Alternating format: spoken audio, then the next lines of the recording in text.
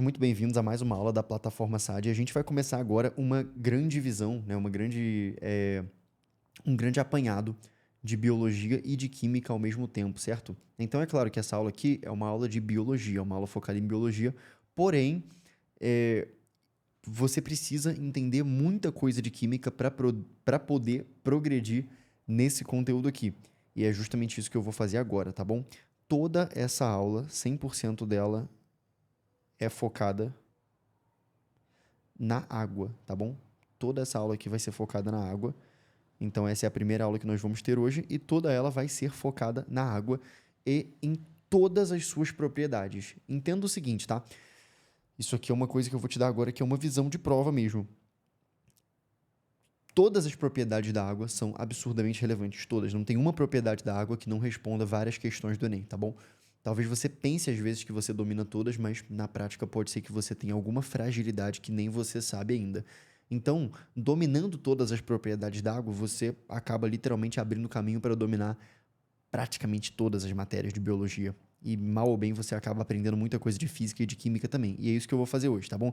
E a primeira propriedade da água que eu vou dar destaque aqui, sem dúvidas, é a propriedade da polaridade, tá bom? A primeira coisa que você precisa entender, e na verdade essa aqui, escuta isso que eu vou te falar agora. A propriedade da polaridade, ela é a absoluta responsável por todas as outras 10 ou 12 propriedades que eu vou falar aqui. Então, se você não entender a propriedade da polaridade muito bem, você não vai entender nenhuma das outras mais de 10 que eu vou apresentar aqui. Então, a propriedade da polaridade é a única que importa, na verdade. E, na verdade, é a única que praticamente ninguém entende. Essa é a que ninguém entende, e por isso que as outras acabam não sendo entendidas, apenas decoradas, ok? Então, vamos lá. Do que é feita a água, né? Qual é a estrutura molecular da água? H2O. Mas qual é a geometria dessa água? Né? São duas moléculas de hidrogênio ligadas a uma, né? São dois átomos de hidrogênio ligados a um átomo de oxigênio. O primeiro conhecimento que você tem que ter aqui é saber diferenciar que isso aqui é um átomo de oxigênio, átomo, presta atenção nas palavras, isso aqui é um outro átomo de hidrogênio, isso aqui é um átomo de hidrogênio, mas isso aqui tudo é uma molécula, ok? E você precisa saber que uma dessa daqui, uma molécula, que tem ali dois átomos de hidrogênio e um átomo de oxigênio, é realmente estupidamente pequena, tá? Então, eu quero que se você pensar na menor gota de água, isso é fundamental, sem esse exercício aqui você não progride na matéria. Pensa na menor gota de água que você consegue imaginar. A menor gota de água. Uma gota de água realmente muito pequena, ok? Pensando nessa gota de água muito pequena, dentro dessa gota de água muito pequena, você vai ter trilhões vezes trilhões de moléculas de água, tá? Dentro da menor gota, você tem ali dentro trilhões de moléculas de água. E esse número que tu tiver de moléculas de água, tu vai ter o triplo de átomos, né? Porque cada uma molécula tem 3 átomos, tem 2 aqui e um aqui. Mas tudo isso é muito pequeno, ok? Mas muito pequeno mesmo, tá? Então, quando eu estiver falando molécula, eu estou falando disso aqui. E quando eu estiver falando de átomo, eu estou falando de apenas realmente uma letrinha dessa, que está representando aqui um átomo. Como é que... Primeira coisa, por que isso está ligado dessa forma? Porque os átomos buscam estabilidade. Então, os átomos, eles têm o desejo de estabilidade. Então, o átomo de oxigênio, ele tem aqui 6 elétrons na sua camada mais externa, na sua camada de valência. Já o átomo de hidrogênio, ele tem apenas um elétron ali disponível na sua camada de valência. Então, eles fazem um tipo de ligação que é a ligação covalente, que é uma ligação em que, teoricamente, matematicamente, todo mundo ganha um elétron, mas, na verdade, não está havendo, né? Não está aparecendo um novo elétron ali para ninguém. É só que um elétron passa a ter a função de 2 elétrons, ok? Então, como acontece aqui essa ligação? Eu vou dar um exemplo aqui, né? Detalhe, né? Que a estabilidade, às vezes é isso que te confunde, né? O hidrogênio em si, ele fica estável com 2 elétrons, tá? Porque, na verdade, não é que fique estável com 8, é que fica estável com o número de elétrons do elemento nobre mais próximo dele. Então, o hidrogênio, ele fica estável imitando o hélio. E o hélio, ele tem 2 elétrons. Então, o hidrogênio também quer ter 2 elétrons. Só que o oxigênio e a maioria dos átomos fica estável com 8 elétrons. Ok?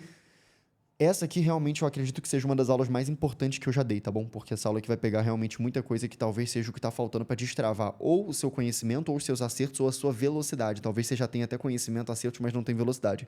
Então, o oxigênio, ele quer 8 elétrons, mas ele só tem 6. Então, ele precisa de 2. E cada hidrogênio desses aqui precisa de apenas 1 para atingir 2. Quando acontece isso aqui é uma ligação do tipo covalente. Co quer dizer os dois, ok? Qual é a característica dessa ligação? Esse elétron aqui, que é do hidrogênio, agora ele passa a ser um elétron que é do hidrogênio e também é do oxigênio. Então, lembra que esse oxigênio estava com 6 elétrons? Agora ele está com 7, ou seja, ele ganhou aqui mais um elétron, ok? Ele está com 7, então ele não está mais com 6, ele está com 7. E esse aqui, esse hidrogênio, não está mais com 1. Aí você vai falar assim, ele está com 0? Não, ele está com 2. Aí você fala assim, mas como assim? É porque esse elétron aqui, que é do oxigênio, está valendo agora para o hidrogênio. E esse que é do hidrogênio está valendo para o oxigênio. Ou seja, basicamente, eu tenho essa garrafa. Então, eu posso dizer que eu tenho uma garrafa. E você também tem a sua. Tu tem uma. Mas e se eu falasse assim, olha, essa garrafa aqui é minha e tua? Ela não vai deixar de ser minha. É que ela vai também ser tua agora, mas você concorda que, para todos os efeitos, eu estou duplicando as garrafas? Concorda? Porque antes eu tenho uma garrafa, e eu continuo tendo uma garrafa, mas agora eu estou dizendo que ela é minha e tua. Então, se alguém perguntar para mim assim, Pedro, tá tudo bem, galera, com a tela aí, tá tudo certinho? Sim? Se alguém perguntar para mim assim, Pedro, você tem uma garrafa? Eu falo, tenho uma. E alguém vai virar para você e falar assim, você tem uma garrafa? Você fala, também tenho uma. Só que a gente tá falando da mesma. É que a gente tá compartilhando a posse dela. Então parece que são duas. Uma minha e uma tua são duas, mas na verdade ainda é uma, ok? Então, nesse caso aqui, o hidrogênio pegou o elétron dele e compartilhou com o oxigênio, e o oxigênio fez a mesma coisa, então ele foi para 2 e ele ficou estável, e o oxigênio foi para 7. Agora vai acontecer a mesma coisa desse lado aqui, tá? Então esse hidrogênio aqui, esse elétron aqui vai para ele, e aí ele vai ficar com 2. Só que esse elétron dele vai para o oxigênio, então o oxigênio tinha 6, pegou um compartilhado, ficou com 7, agora pega outro e fica com 8, fica estável. Ok? Isso é uma ligação covalente. Acontece que quando essa ligação covalente é feita entre elementos que têm uma diferença considerável na eletronegatividade, o que acontece? Até acontece esse compartilhamento de elétrons, como eu disse, acontece mesmo. Porém, ele acontece de uma maneira um pouco desigual. Então, embora os dois ganhem um elétron, esse elétron vai ficar mais perto do mais forte. E o mais forte é o oxigênio, ok? Por quê?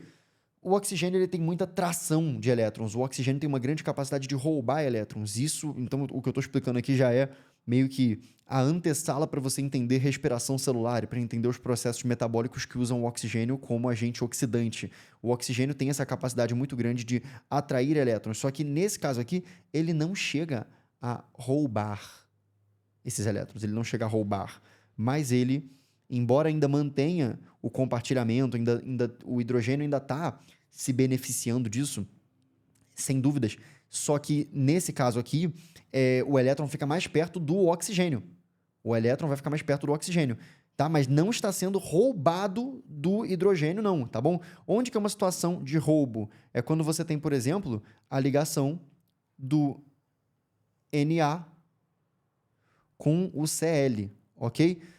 Quando você tem esse caso da ligação do Na com o Cl, o Na é um átomo que tem apenas um elétron na sua camada mais externa, na sua camada de valência, enquanto que o Cl ele tem 1, 2, 3, 4, 5, 6, 7 elétrons, tá? Então, a ligação entre eles tem, literalmente, um roubo de elétrons, tá? A ligação entre eles, literalmente, quando você faz aqui a ligação entre eles, o que acontece? O elétron do Na, ele vira posse do cloro, ok? O cloro está tirando mesmo o elétron do Na, ok? Por isso que, caso você rompa essa ligação, você vai sair dela com o Na+, você vai sair aqui com um cátion, né? Um cátion monovalente de sódio com uma carga positiva. Por que positiva? Porque perdeu um elétron e o elétron é uma coisa negativa. E você vai sair aqui com o ânion do cloro, porque o cloro está com uma carga negativa, ele está com um elétron a mais do que ele estava antes, então ele ficou dessa forma. É por isso que isso aqui até conduziria eletricidade, tá bom? Mas aí é um outro assunto para aula de eletrodinâmica, né? Não precisa entender isso agora. Mas o foco é, por conta desse jeito, né? Por conta dessa situação aqui em que o oxigênio se liga com os hidrogênios na água, você lembra que eu falei que os elétrons ficavam mais próximos do oxigênio? Isso faz com que essa parte aqui do oxigênio fique negativa, tá? Fique com essa parte de carga mais negativa. Por quê? Porque os elétrons eles não estão aqui, ó, um elétron aqui e um aqui. Os elétrons estão aqui, ó. Eles foram mais atraídos para o lado do oxigênio, então isso faz com que o oxigênio fique com cargas negativas, tá? Por causa da presença dos elétrons que ele puxou mais para perto dele, mas não puxou a ponto de roubar, só puxou a ponto de aproximar, e aí ele desenvolveu um polo negativo. Ao passo que o hidrogênio, por consequência oposta, fica com esse caráter positivo, tá? Então, por isso que a gente diz que a água é uma substância polar. Uma coisa polar é uma coisa que não é perfeitinha, não é simétrica, ela tem polos, ok? Então, ela tem polos, ela tem coisas opostas, tá? Ela tem coisas distintas. Por exemplo, uma pilha. Uma pilha tem um polo positivo e um polo negativo. Uma pilha é uma coisa, sem dúvida alguma, polar, certo? Então, a água tem esse comportamento polar. E agora, quais são as consequências disso? Então, pronto, você entendeu, eu vou revisar contigo, você entendeu que a água é uma substância polar, certo? Certo. Por que nós dizemos que a água é uma substância polar? Por quê?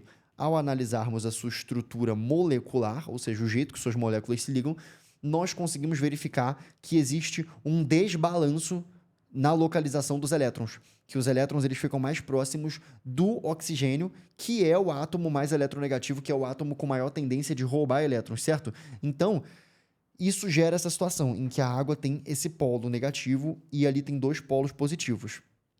Você deve lembrar que positivo atrai negativo. Você deve lembrar que existe uma coisa chamada atração eletromagnética entre coisas opostas, coisas eletricamente opostas. E pronto, é agora que você começa a entender as coisas de maneira melhor. Quando você pega essa polaridade da água e você entende a primeira coisa que vai acontecer, que é o quê? Imagine você uma gota de água, tá? Dentro dessa pequena gota de água, quantas moléculas de água existem? Existem trilhões e trilhões de moléculas de água.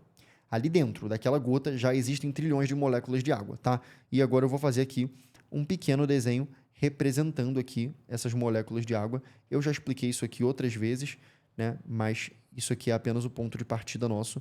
A gente tem que começar daqui para a gente começar de modo sólido, tá bom? E eu já vou representar aqui os polos. Eu vou representar a parte já positiva e vou representar a parte negativa da molécula de água. Isso aqui é a molécula de água, ela é polar, ok? Agora, dentro daqui, né? Dentro disso aqui, eu vou agora meio que dar um zoom e você vai ver aquilo que eu acabei de te falar, que ali dentro existem diversas trilhões de moléculas de água, tá?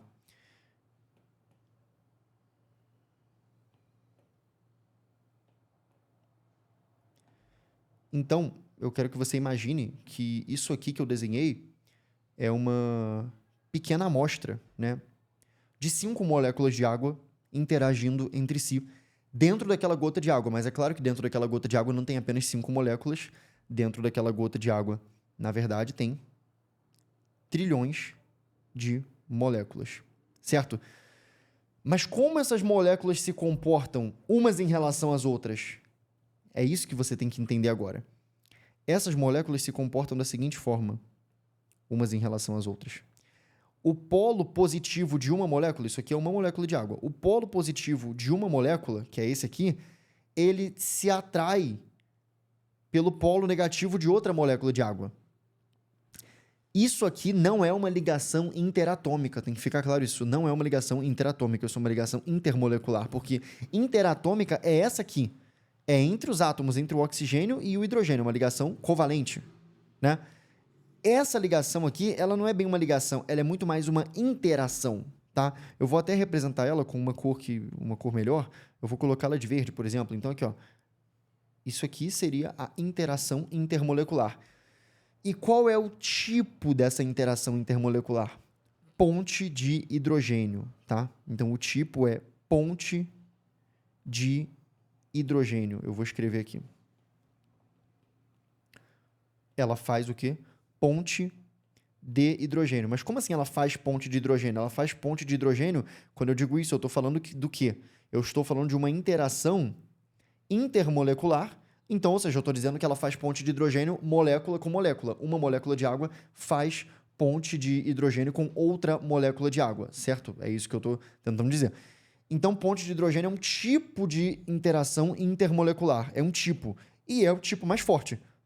Com exceção da íon dipolo, que a gente vai falar depois, não é o foco agora, mas em linhas gerais essa é a mais forte. A ponte de hidrogênio é a mais forte, é uma das mais fortes pelo menos, né? Existem algumas que são mais fortes, mas elas não são tão cobradas, com exceção da íon dipolo, mas a gente fala lá no módulo de química.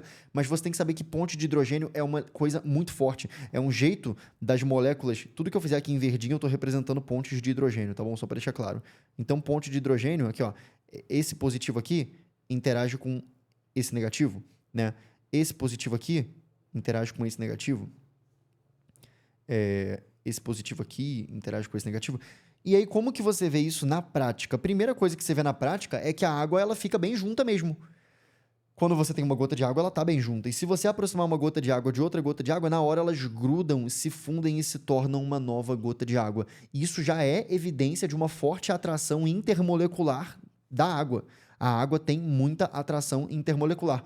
Por isso que ela se mantém o quê? Coesa. Por isso que se você tiver várias gotas de água e você for aproximando elas, elas vão todas se mesclando e virando uma única gota de água grande, tá? Então a água tem essa tendência de se manter coesa com ela própria, certo? Então, isso aqui tem a ver diretamente com a polaridade, tá? E eu já dou até o nome, se você quiser, de uma característica que é gerada pela polaridade, tá? Que é justamente a característica da coesão da água, tá? Então, eu vou colocar aqui embaixo, né?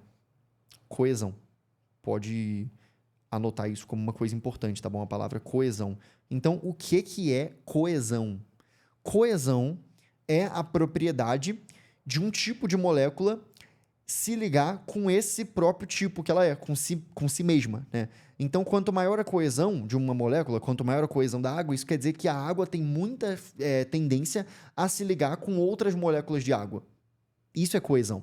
Coesão é o nível de relacionamento de uma substância com ela mesma, com outros exemplares dela própria, tá? Então, a água é uma substância polar que tem polos positivos e negativos, e isso também gera, por consequência, a propriedade da coesão da água. A água tem muita coesão, então faz até sentido linguisticamente, né? Ela se mantém coesa. Coeso quer dizer unido, quer dizer uma coisa íntegra, tá? E pode ser explicado justamente por esse desenho aqui. Outra propriedade que deriva diretamente disso aqui, por exemplo, tá? Depois dessa, é a tensão superficial. Então, a coesão é justamente a propriedade da água ter intimidade com ela própria, tá? E para quem, né, caso você precise, né, só para eu relembrar aqui para você, por que mesmo que a água tem intimidade com ela própria? Porque pelo fato da água ser polar, ela tem polos positivos e polos negativos, e quando tem um monte de moléculas de água, ou seja, qualquer gotinha de água vai ter um monte, esses polos positivos se atraem pelos polos negativos e formam ali interações bem fortes, que é óbvio que podem ser quebradas, mas não é fácil de quebrar, tá? Então, por isso que a água tem essa tendência absurda de ter uma coesão imensa. Só que da propriedade da coesão deriva uma outra propriedade, que é a propriedade da tensão, tá? Especialmente falando, a gente pode dizer tensão superficial. Então, a tensão superficial é o seguinte, isso aqui é uma coisa realmente fantástica de você entender. Agora eu vou fazer aqui um outro desenho da água, só que nesse desenho eu vou representar de uma outra forma, tá bom? Eu vou representar assim, ó. Eu vou fazer esse desenho aqui, só que eu vou representar o oxigênio por essa esfera, por essa bolinha, e vou representar aqui os hidrogênios também por essas outras duas bolinhas. E isso aqui agora vai ser a molécula de água, tá? Que continua tendo ali os seus polos, mas aqui é o polo negativo, aqui é o polo positivo, eu não vou ficar desenhando agora mais o sinal deles não, tá bom?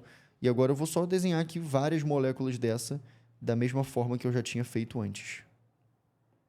Ok? Fica vendo que você vai perceber aqui o seguinte. Você está percebendo aqui a formação das ligações de hidrogênio, né, das pontes de hidrogênio, entre o polo positivo de uma e negativo de outra. Mas agora eu quero que você imagine um balde de água. Quero que você imagine aqui um balde de água. Deixa eu desenhar aqui de uma outra cor. Imagina você um balde de água, um recipiente de água, e ele está preenchido de água. Esse balde aqui está cheio de água. Será que a água que está lá dentro, no meio dele, está tendo o mesmo comportamento da água que está na superfície dele, ali em cima? Será que é a mesma coisa? Eu vou redesenhar aqui como se fosse o corpo de água, tá? Isso aqui é como se fosse só a água. E vamos agora pensar individualmente na situação da água que está aqui dentro e na situação da água que está aqui em cima. A água que está aqui dentro, ela está fazendo ligações, ela está fazendo ponte de hidrogênio com diversas outras águas, outras moléculas de água, de todos os cantos. Então, ela está fazendo ligação de hidrogênio com água que está em volta dela, com trilhões de outras moléculas que estão circulando ela. E as que estão aqui em cima, elas só estão fazendo ligação de hidrogênio, só estão interagindo com as que estão abaixo dela. Isso faz com que, de certa forma, elas estão fazendo menos ligações, então, teoricamente, né? Elas estariam fazendo menos, porque quem está aqui no meio consegue se ligar para todos os lados. Quem está aqui em cima não tem como se ligar a mais moléculas que estão em cima, porque ela que está em cima. Então, ela continua fazendo o mesmo número de interações, só que ela faz todas elas na mesma direção. A molécula, isso aqui é meio complexo, mas a molécula que está aqui, ela faz interação para todos os lados. E, galera, isso aqui na bolinha é uma molécula de água, tá bom? Só para deixar claro, né? Ela faz interação para todos os lados, né? Ela faz interação para todos os lados. 2 interações aqui por cima e uma em cada hidrogênio. Se ela está fazendo para todos os lados, fica mais ou menos igual. E ela vai boiar livremente ali dentro. Ela vai se transportar ali dentro livremente. Mas a que está aqui em cima, ela é obrigada a fazer tudo para baixo. E isso deixa ela meio travadona lá em cima. Ela fica meio travada lá em cima, com todas as ligações dela apontando para baixo. Então, a superfície da água fica muito dura, fica muito coesa. Por isso que se pousar ali um mosquitinho muito leve, ele não afunda, ele fica parado, o mosquito consegue andar na água. Por isso que se você cair de muito alto numa piscina, se você cair de barriga, assim, numa piscina deitado, né, de muito alto, você vai ter o mesmíssimo impacto praticamente de cair no concreto. Né? Vai ser bem parecido com cair no concreto. Agora, se você caísse nessa mesma piscina, com o teu corpo numa posição favorável a perfurar a água, você ia ter um amortecimento considerável do impacto. Mas se tu cair numa posição esplanada, numa posição assim, deitado de braços abertos, você vai com certeza ter um impacto terrível, como se tivesse caído no chão. Porque demora para furar a água. Demora um pouquinho, mas esse tempo que demora já é transferido toda a energia do impacto para o seu corpo e você se quebra todo, ok? Estão entendendo? Estão acompanhando? Estão pegando? Sim? Tá legal aí a imagem? Tudo certinho?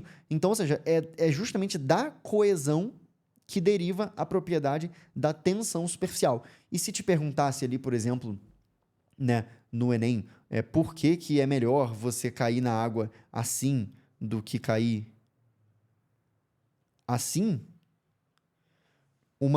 Né, porque você vai ter dos dois jeitos, você tem ali a mesma massa. Dos dois jeitos você tem o mesmo peso. Só que pressão é força sobre área. Então, quando você diminui a área de queda, quando você cai na água só com a pontinha do teu pé, certo? Você está aumentando muito a pressão que tu vai exercer ali. E essa pressão vai furar a tensão superficial. Agora, quando tu cai deitadão, tu cai ocupando uma grande área, você vai diminuir a pressão geral que você vai fazer ali. E aí você não vai conseguir furar, né? Você não vai conseguir furar não vai conseguir furar a tensão superficial, tá? Basicamente, se você furasse, se você fosse fininho na água, você ia exercer muita pressão naquele mesmo ponto, ia rasgar a água no meio e entrar nela. Mas quando você deita e você cai de barriga na água, você está distribuindo toda a tua força pela água. E aí vai demorar mais para romper a tensão superficial e a água vai se comportar muito mais que nem um chão duro. Deu para pegar? Tá entendendo? Certo? Estão acompanhando aí, galera? Quem tá aí no chat, quem tá na aula ao vivo, estão acompanhando, estão pegando? Tá tudo certo? Sim? É que eu tô olhando pra cara de vocês, tem que responder com a cara, tá? Porque tá sem chat. Então é isso. Então a gente já está começando a conectar, né? Que é como que a propriedade da coesão leva para a propriedade da tensão superficial. E agora vem outra propriedade da água que também tem a ver com isso, que é a propriedade da adesão. Então a adesão ela é muito parecida com a coesão, exceto que quando a gente fala da propriedade da adesão, a gente está falando da água aderindo a outras coisas. Então adesão é sobre a água aderir a uma outra coisa que não ela própria, né? Ela aderir a uma outra molécula que não a própria molécula de água. E a água também ela realiza bastante adesão, especialmente em outras moléculas, em outras substâncias polares. Então, isso é uma outra regra importantíssima, né? Que semelhante se mistura com semelhante, né? Então, todo mundo que é polar tende a se misturar com quem é polar também. Todo mundo que é apolar se mistura com quem é apolar. Então, no caso da água, que eu já disse aqui diversas vezes hoje, que a principal característica dela para hoje é a sua polaridade, ela se mistura, ela se associa com outras substâncias também polares, ok? Por isso, a água é considerada o solvente universal, tá bom? Então, outra característica aqui da água é que ela é o solvente universal. Então, o que quer dizer o solvente universal? Ela tem a característica de dissolver a maioria das coisas. Ela é a melhor coisa para dissolver algo. Mas o que é dissolver? Dissolver não é justamente a capacidade de se misturar naquela coisa? Se eu tenho ali, imagina que eu tenho uma bolota de gordura. Gordura é apolar, com A, então não é polar, tá bom? Gordura é apolar. E aí, eu mergulho essa bolota de gordura em um montão de água, ok? O que é que vai acontecer? A água não vai dissolver a bolota de gordura. A bolota de gordura vai continuar íntegra, fechada em si mesma, não vai ter interação. Agora, e se em vez de ser uma bolota de gordura, isso aqui fosse uma bolota de açúcar? Que o açúcar é polar, por exemplo. A água iria invadir esse açúcar e cada grão de açúcar ia ser envolvido. Olha isso, cada grão de açúcar, cada grãozinho ali de molécula de açúcar, né, que não é molécula de açúcar, né? É molécula de glicose, mas cada grão ali iria ser envolvido e contornado perfeitamente pela água. Ela ia interagir com todo ele. E ele ia perder completamente a conexão com os outros grãos de açúcar, a conexão por conta própria. Ele não ia ter mais uma conexão dele com outro açúcar, ele só ia ter conexões com a água. E ele ia ficar dissolvido. Ele ia perder completamente a sua identidade. Não ia dar mais para ver ele ali na água. Não, ele ia ficar totalmente disperso, fazendo parte da água. Por quê? Pela propriedade da água de dissolver quem é polar e pela propriedade dela de aderir a quem também é polar, tá bom? Então, por isso que ela é o solvente universal e tudo isso tá sempre tendo a ver com a polaridade da água, tá bom? A próxima coisa é o seguinte, esse aqui é um conhecimento fundamental para biologia. Por que vamos lá, por que é tão relevante a água ser polar assim e por que isso faz, por que ela é meio que escolhida, né, por Deus para ser o solvente universal, criada por Deus, né, para ser o solvente universal? Porque a maioria esmagadora das coisas orgânicas que a gente utiliza no nosso corpo são polares. Então, proteínas são polares, açúcares são polares, né? Boa parte das vitaminas são polares, são vitaminas hidrossolúveis, ok? Então, a maior parte das coisas é polar, né? Isso é importantíssimo porque a água, ela é também o quê? O meio, olha só, o meio das reações químicas. É o lugar onde acontecem as reações químicas, certo? Então, é na água do nosso corpo que acontecem as reações químicas. E também é na água que acontecem o quê? Os transportes. E aí você pode falar assim, Pedro, você disse agora há pouco, é aqui que eu queria chegar. Você disse agora há pouco que a água ela é polar, isso é muito importante, porque a maioria das coisas do nosso corpo, a maioria das estruturas que a gente tem são polares.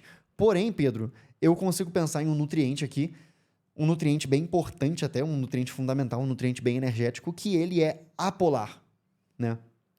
Eu tô falando aqui do lipídio, que é a gordura, certo? Os lipídios, as gorduras, eles são o quê? Eles são apolares, né? Eles não são polares.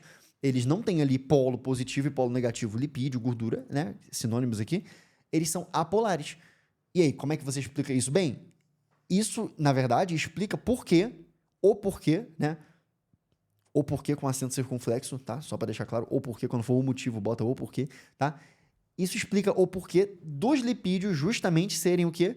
Serem o material constituinte das membranas plasmáticas de todas as nossas células.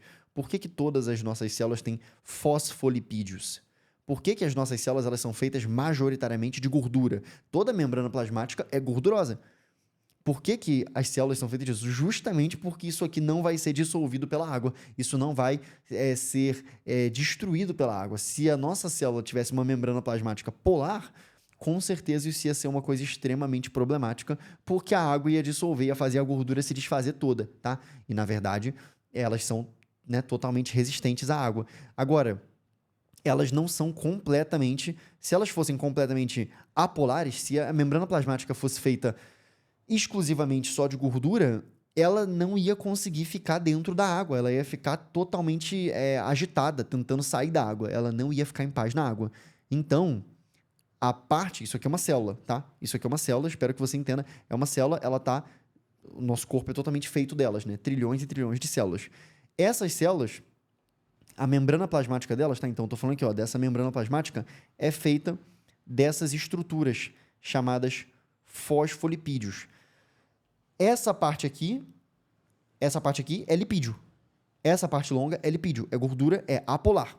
E essa cabeçota aqui é um fosfato. Essa cabeçota aqui tem fósforo, ela é polar, tá? Então, essa cabeça aqui é polar. E isso aqui é apolar. E nós temos uma bicamada fosfolipídica. Então, a membrana plasmática ela é feita assim, ó. É um fosfolipídio virado contra o outro, tá? Isso faz absolutamente total sentido.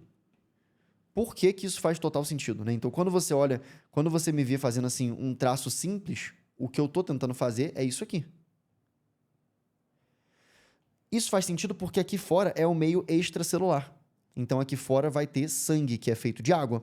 E aqui dentro da célula também vai ter água, porque dentro da célula tem que ter água, né? Então, aqui é a parte intracelular e aqui é a parte extracelular.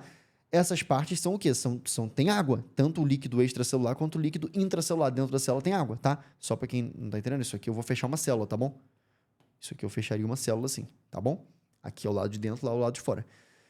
Bem, por isso que existe essa cabeça polar aqui e aqui, porque polar interage com a água. Então tem que ter uma coisa ali que interaja com a água, mas aqui dentro, meio que você vê que a substância mesmo da membrana, a maior parte da membrana é apolar, é de gordura. Então não fica passando água aqui dentro. Aqui dentro não fica passando água. Até, Pedro, mas e a osmose e as coisas? Passa por dentro de canais, tá? Então, dentro da membrana plasmática, você tem aqui canais, né? Como se fossem tubos, que aqui dentro você tem uma região polar para poder passar água, tá? Então, ali dentro tem uma região polar, tem proteínas que servem para isso, tá bom? No caso inclusive, a osmose, a água passa por proteínas, canais de membrana chamado aquaporinas. Não cai no Enem isso aí, não cai aquaporina no Enem, isso aí é matéria da faculdade de medicina. Não fica, aquaporina vai cair. Não cai, tá? Só quis dizer que para alguma coisa passar ali no meio, tem que ter um tubo para ela passar por dentro. E esse tubo tem que ser polar por dentro, tá? Porque a membrana em si, ela é apolar, ok? Então, a gente já sabe agora por que faz sentido biológico que as membranas sejam feitas de lipídio, justamente porque o lipídio é apolar e a água não se mistura, não interage com ele, ok? Próxima coisa importantíssima sobre a água, tá? Próxima informação, então, brutalmente relevante sobre a água é agora... E você vai ver que isso continua dependendo da polaridade, o seu calor específico, ok? A água tem um alto calor específico, tá? Então, o que significa calor específico? O calor específico é a quantidade de energia que eu tenho que dar para que essa substância aumente de temperatura. Mas a definição formal é a quantidade de energia que eu tenho que dar para que 1 grama dessa substância aumente em 1 grau de temperatura. Mas, né, a outra também está certa, só não está com um número específico. Então, Bem, como é que eu faço uma coisa aumentar de temperatura? Vamos lá, vamos revisar isso também que está lá no capítulo de termologia. O que é um aumento de temperatura? É um aumento na agitação molecular. Na agitação o quê? Molecular. Então, vai ser muito útil para nós voltarmos ao desenho dessas moléculas de água, certo? Isso aqui são o quê? Moléculas de água, tá? Imagine, por favor, que elas representam aqui uma certa gota de água. Essas aqui são as moléculas de água. O que é temperatura? Temperatura é a medida matemática do nível de agitação das moléculas. Quanto mais as moléculas estão agitadas, maior é a temperatura, ok? Então, eu vou aqui, por exemplo, fazer um desenho representativo de agitação, que é só eu pegar aqui a coisa preta e fazer assim, ó, tum, tum, tum, tum. Fica parecendo que elas estão agitadas, né?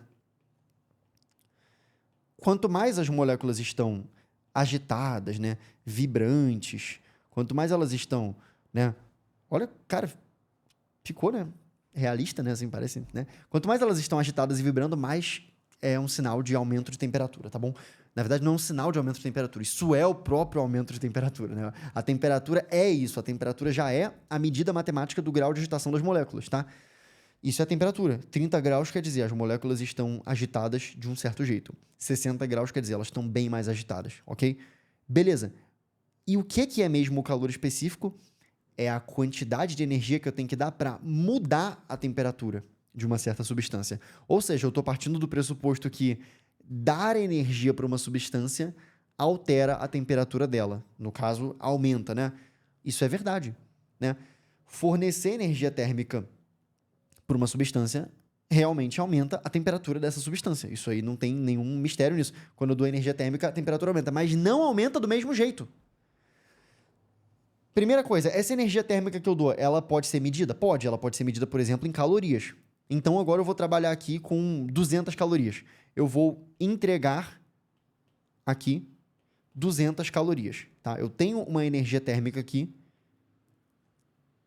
que é uma energia térmica medida em 200 calorias. Caloria é uma unidade para você medir energia, né? Ah, esse alimento tem tantas calorias, né? Mede energia. Então, aqui eu estou medindo a energia térmica, tá bom? Então, eu tenho 200 calorias de energia térmica e eu vou entregar essas 200 calorias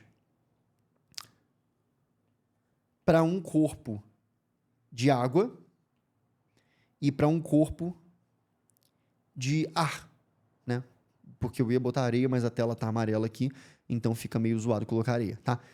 Agora eu vou te dizer o seguinte, vai acontecer a mesma coisa? Eu tô dizendo, e os corpos têm a mesma medida, tá bom? Então aqui eu tenho, por exemplo, 5 gramas de água. E aqui eu tenho, por exemplo, 5 gramas de ar, tá bom? Então o ar pode ser pesado, só que 5 gramas de ar vai ser uma cacetada de ar. Vai ser ar pra caramba, mas finge que é isso, eu tô falando da mesma massa, tá? Quando eu der essa mesma energia térmica para os dois, 200 para um e 200 para outro, eles vão sofrer a mesma mudança de temperatura? Não vão. Porque eles têm calores específicos distintos, tá? Qual é o calor específico da água? A água tem o seguinte calor específico. Uma caloria por grama por grau Celsius. Quer dizer o seguinte, a cada uma caloria, 1 grama dela aumenta 1 grau Celsius, tá? Então, se eu desse 200 calorias para 1 grama, ia aumentar o quê? 200 graus Celsius nesse 1 grama, tá? Só que aqui eu situei 1 grama, né? Só que na verdade são 5. Eu já vou mostrar para você como que você faz essa conta, ok? Agora, qual é o calor específico, por exemplo, do ar? O calor específico do ar é o quê? 0,20, mais ou menos, calorias por grama por grau Celsius. Olha a diferença. Para que 1 grama de ar aumente em 1 grau Celsius, você só precisa dar 0,20 calorias. É pouco. Mas para que 1 grama de água aumente em 1 grau Celsius, é a mesma coisa, é 1 grama. É 1 grama e você quer aumentar em 1 grau Celsius, mas você precisa de 1 caloria inteira, 5 vezes mais do que aqui. Ou seja, é 1 grama nos dois casos, e é 1 grau Celsius também. A única explicação é que a diferença está na própria natureza da substância, está na própria água e no próprio ar. Essa é a diferença, ok? E isso é uma coisa muito boa, porque o fato da água ter esse alto calor específico, ou seja, porque é difícil fazer a água ficar quente. Você pode dar bastante energia para ela e ela ainda assim não gosta de mudar de temperatura. Nem para cima, nem para baixo. Ela não gosta, ela não muda de temperatura facilmente. Tem coisa que muda de temperatura muito fácil, mas a água não é uma dessas coisas, ok? Agora, por que que isso é uma coisa vantajosa? Porque o fato da água ter um alto calor específico dá para ela uma alta estabilidade, o quê? Térmica. A água tem alta estabilidade térmica. Isso é muito bom, porque a gente é feito de água. 70% do nosso corpo é água. Então, se a água não tivesse um alto calor específico, qualquer variação de energia ia variar muito a temperatura dela. E, consequentemente, ia variar muito a temperatura do nosso corpo. Mas nós precisamos ter uma temperatura estável, uma temperatura que sempre é parecida, para que tudo funcione. Então, essa alta estabilidade térmica da água é por causa do seu alto calor específico. E isso dá para a gente o quê? Uma alta estabilidade, vocês não acertam a palavra, metabólica. O que é metabolismo? Metabolismo é o conjunto de reações bioquímicas que um organismo precisa para se manter vivo. Tudo que é vivo tem metabolismo. Se está vivo, tem metabolismo. Não dá para estar vivo sem estar fazendo reação química. Por que não dá para estar vivo sem estar fazendo reação química? Porque tudo aquilo que é matéria, essa garrafa é matéria, né? Esse microfone é matéria, essa mesa é matéria, a parede aqui atrás é matéria. Tudo, eu sou matéria. Tudo que é matéria está sendo degenerado pelo tempo, constantemente. O tempo está destruindo tudo que é matéria, inclusive nós. Porém, a definição de estar vivo é qual? Uma coisa viva é aquela coisa que ela está lutando contra a desintegração da própria estrutura material dela. Bizarro, né? Uma coisa viva é aquela que está lutando contra a desintegração material da própria estrutura, mas está fazendo isso em um processo autônomo. Não é que alguém foi lá e colocou para ele. Então, por exemplo, tem aqui um ferro. Esse ferro está enferrujando. Eu venho aqui e boto aqui um metal de sacrifício ou uma pintura, ou boto uma reação de redução dele, para ele não enferrujar. Ele tá revertendo o processo de destruição, mas na verdade eu estou fazendo isso por ele. Agora, nós não. O organismo humano, ou o organismo da barata ou do cachorro, por conta própria, está lutando contra o processo destrutivo do tempo. Como que está lutando? Está construindo a si próprio, está regenerando as próprias células, está multiplicando, dividindo, duplicando as próprias células. Está absorvendo energia daquilo que come e usando essa energia para fazer esses processos. Só que como que ele está fazendo isso? Por meio de reações químicas. A reação química é justamente o quê? Você pegar uma coisa física, uma coisa morta, outra coisa física, e você junta aquilo ali e aquilo ali se mexe. Aquilo ali dá alguma coisa que você precisa. Mas para fazer isso você precisa de energia. E aí o fruto daquilo ali você integra em você mesmo. Interessante, né? Bem interessante. Né? Presta atenção aí na aula, hein? Olha só. Então, por que todo ser humano, todo ser vivo tem metabolismo, que é um conjunto de reações químicas, mas por que a água tem um alto calor específico traz para ela uma alta estabilidade térmica? Isso eu já expliquei. Porque calor específico é quanta energia você precisa para variar a temperatura dela. Precisa de muita. Então ela tem uma alta estabilidade térmica. Agora, por que isso traz uma alta estabilidade metabólica? Essa que é a pergunta.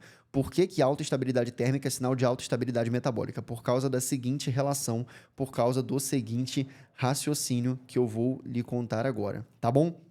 Olha isso aqui, olha como é que vai fechar perfeita e lindamente, tá? Agora vamos começar a entrar cada vez... Agora vamos entrar aqui mais na biologia, tá?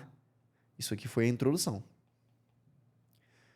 O que é o metabolismo? É o conjunto de reações químicas, bioquímicas, eletrobioquímicas de um organismo que ele faz para reverter a ação destrutiva do tempo na sua estrutura material, ok?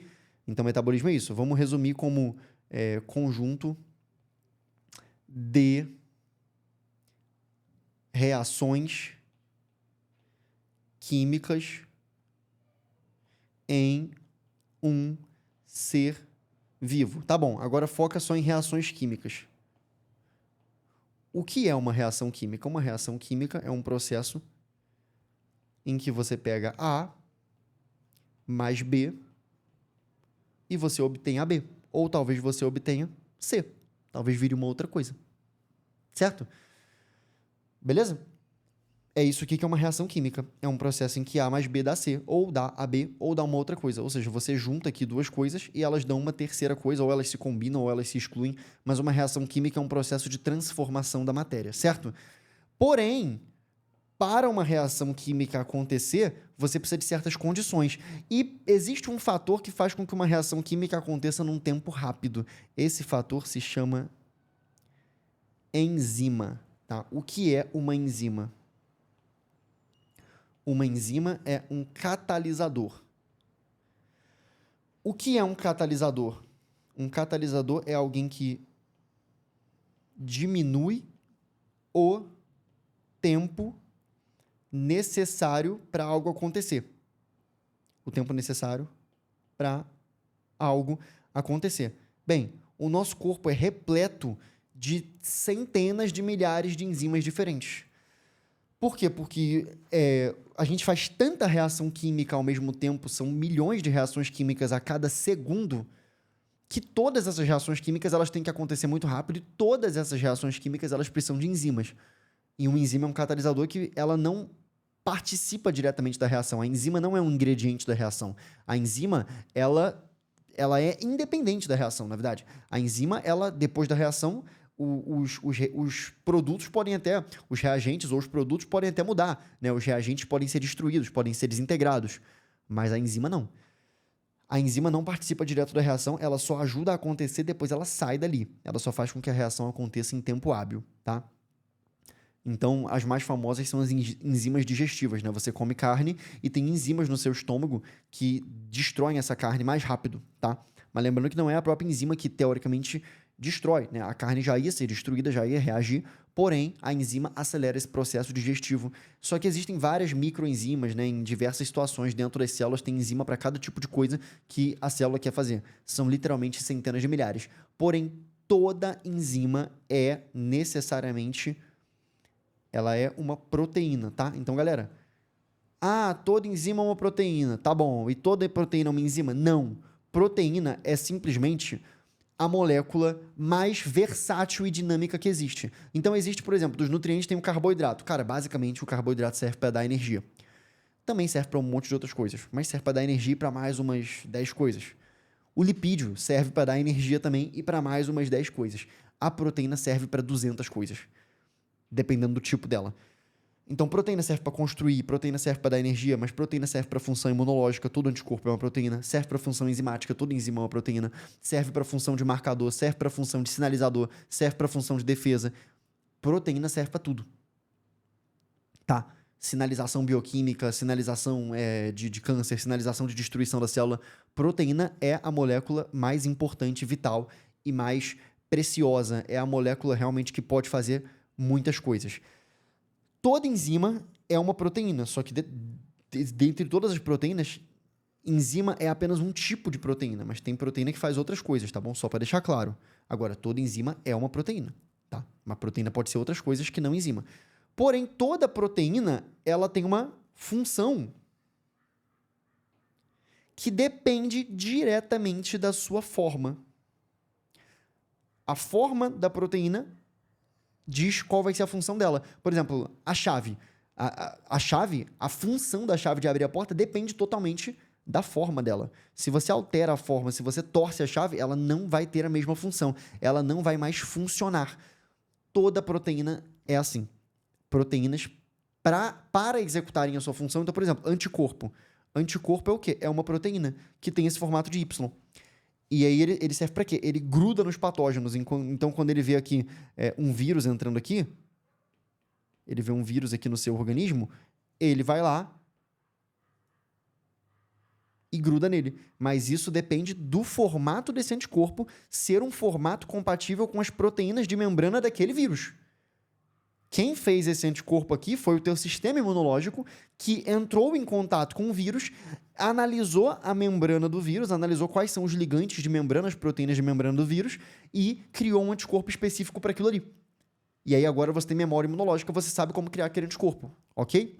Quem for para a faculdade de medicina vai estudar que isso aqui depende do sistema MHC da classe 2, tá bom? É fantástico, tá bom? É o Major Histocompatibility Complex, que é o complexo maior de histocompatibilidade. Isso aqui pelo amor de Deus, galera, não fiquem assustados com isso.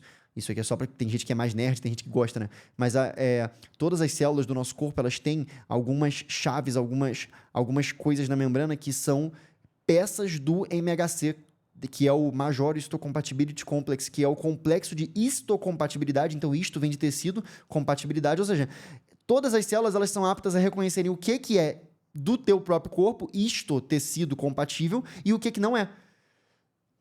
Então, quando um macrófago do teu corpo, né, uma célula de defesa gigantesca, né, que tem caráter fagocitário, ou seja, o macrófago é isso aqui, ele vai aqui e engole direto, ele não taca anticorpo não, ele vai lá e engole. Quando ele pega um negócio desse aqui, né, ele destrói ele aqui dentro, pega uma proteína dessa aqui de membrana do vírus,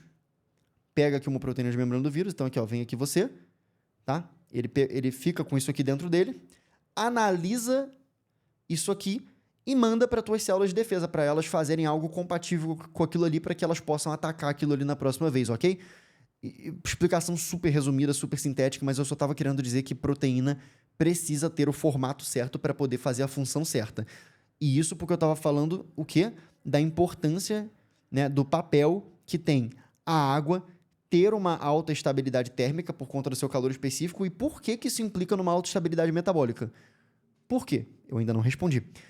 Pelo seguinte motivo, o metabolismo ele é um conjunto de reações químicas num ser vivo e para uma reação química dentro de um ser vivo acontecer num tempo hábil, geralmente você precisa de uma enzima, só que toda enzima, né, que é um catalisador, é um acelerador que diminui o tempo para que uma reação aconteça, toda enzima é uma proteína e a proteína ela tem a função dela, nesse caso aqui, função enzimática, dependente da sua forma. Então vamos supor que tem aqui uma proteína que ela é isso aqui, ó. Ela é uma enzima desse jeito aqui. Ela tem que estar dobrada desse jeito para ser uma enzima. Bem, uma alteração de temperatura vai distorcer. Então, aqui, ó, o formato dela é esse aqui. Deveria ser esse aqui. Uma alteração de temperatura pode fazer com que ela fique assim, ó. Perdeu o formato dela, né? Tá em outro formato agora. Ficou assim agora, ó. Acabou. Não presta mais. Não é mais uma enzima válida. Essa enzima não vai prestar para nada. E vão parar de acontecer as reações químicas do teu metabolismo e você vai morrer. Porque mudou a temperatura. Ou foi para muito baixo ou foi para muito alto, tá? Então, o fato de você ser feito de água te dá estabilidade térmica para que, quando bate um sol muito agressivo do nada, você não morre. Porque seu corpo é feito de água, então precisaria ficar num sol brutal por muitas horas para que conseguisse alterar a temperatura do seu corpo, porque essa água tem uma alta estabilidade térmica, essa água tem um alto calor específico. Agora, talvez você possa perguntar, tá, eu entendi o elo de por que isso dá estabilidade metabólica. É porque isso dá estabilidade enzimática. Perfeito. Mas eu não entendi, Pedro, o elo do porquê que a água tem esse alto calor específico. Essa é uma pergunta só para quem é muito doido, né? Que a pessoa vai falar, mas por que o calor específico dela é muito alto? E adivinha onde vai estar a resposta? Vai estar de novo na polaridade. Justamente como a água tem uma capacidade muito grande de fazer ligação de hidrogênio, uma molécula com a outra, lembra disso? Aqui, ó, ela vai estar assim, ó, fazendo ali ligação de hidrogênio, né? Esse aqui não, esse aqui, né? Uma com a outra. Elas vão estar tão grudadas umas nas outras que quando você jogar energia térmica, elas não vão se agitar muito, porque elas estão grudadas umas nas outras. Então elas vão ter uma resistência maior. Uma segura a outra, tá entendendo? Elas não vão se agitar tanto porque uma segura a outra, porque elas têm interação intermolecular potente de ponte de hidrogênio. Então também é, mais uma vez, a polaridade da água interferindo, né, sendo a responsável direta pela explicação lógica das suas propriedades. Por que a água tem um alto calor específico? Porque, mais uma vez, ela é polar, e por ela ser polar, ela faz ali ela faz ponte de hidrogênio que é muito forte, ok? Mais uma coisa importante a ser citada aqui é que, da mesma forma que ela tem um alto calor específico, ela tem uma alta estabilidade térmica, que isso traz uma alta estabilidade metabólica para o ser vivo, que tem a ver com a alta estabilidade do formato da enzima. Também é importante dizer que ela tem um alto calor latente, tá? Um alto calor latente em geral. Então, o que é um calor específico? Quanta energia você tem que dar para mudar a temperatura? Agora, o que é um calor latente? É quanta energia você tem que dar para mudar o estado de agregação molecular, tá? Então, agora, vamos supor, eu tenho aqui água no estado sólido, né? É um gelo.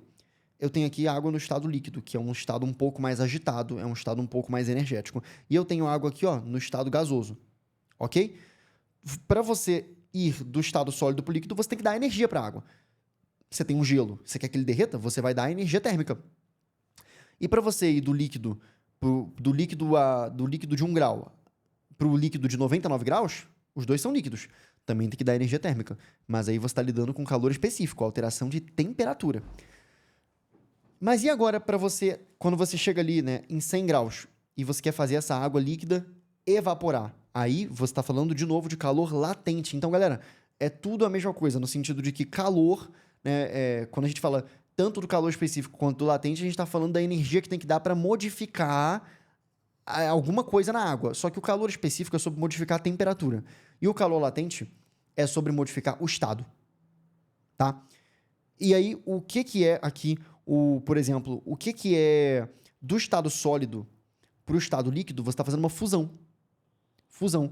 Troca sempre fusão por derretimento, que tu não vai se confundir, tá bom? Tem muita gente que tem dúvida nisso. Fusão é a mesma coisa que derreter, tá? Então, você está fazendo uma fusão, você está derretendo aqui do sólido para o líquido. Qual é o calor latente de fusão da água? Alto calor latente, então, de fusão. Qual é o calor latente de fusão da água? 80 calorias por grama. Para que 1 graminha de gelo, 1 grama de gelo, vire 1 grama de água líquida, você tem que dar 80 calorias. Tá? E se você quiser reverter, se tu quiser que o líquido vire sólido, então você está falando de solidificação, né? Tu quer fazer uma solidificação, então o calor latente agora é de solidificação. Só que só tem um detalhe, né? Para você fazer solidificação, você vai ter que tirar a energia da água. A água tá ali líquida e você vai ter que tirar a energia, né? No freezer, o freezer rouba energia e ela fica mais quietinha, ela congela. Quanto é esse calor latente de solidificação? Você tem que remover 80 calorias a cada grama de água, tá? Então, se for 10 gramas de água, eu tenho 10 gramas de água, eu tenho 10 gramas de água sólida, eu quero que derreta. 10 gramas de água, quanta energia eu tenho que dar? 800 calorias. Porque é 80 calorias por grama. Se tu tiver 10 gramas, tu vai dar 800, tá? Agora, eu tenho 20 gramas de água líquida, eu quero que fique sólida. Eu tenho que retirar quanta energia? Eu tenho que tirar 1.600 calorias, porque é menos 80 para cada grama, e 80 vezes 20 dá 1.600, ok? Retiro 1.600 calorias e ela vai congelar todinha. E esses números também são considerados altos, que também faz total sentido. Faz total sentido que a água tenha isso, tá? Porque se a água congelasse facilmente, a vida marinha ia morrer facilmente também. Se a água congelasse facilmente, qualquer alteração de temperatura abaixo de zero já ia fazer com que os lagos congelassem, tá? E no processo de congelamento, a água pode formar cristais afiados. Ela pode formar pontas, ela pode formar cristais pontiagudos de gelo que podem perfurar diversas estruturas. Então, também é importante para a estabilidade de vida, especialmente de vida aquática, que a água tenha essa resistência de troca de estado, beleza? Essas são as características principais da água. Essa foi a aula sobre características da água, foi uma aula misturando tudo de biologia, de química e de física, e com essa água aqui, com essa aula, você fica extremamente pronto para proceder no teu estudo de biologia, sendo que os próximos passos, eu já quero adiantar para vocês, os próximos passos aqui é investigar mais a fundo o metabolismo, de fato, dos seres, ok? Então a gente vai começar a investigar mais a fundo o metabolismo, tudo que acontece dentro da água para que os seres se mantenham vivos, ok? Obrigado pela presença de todos na aula e até a próxima, ok? Deixa eu encerrar aqui, então, a gravação.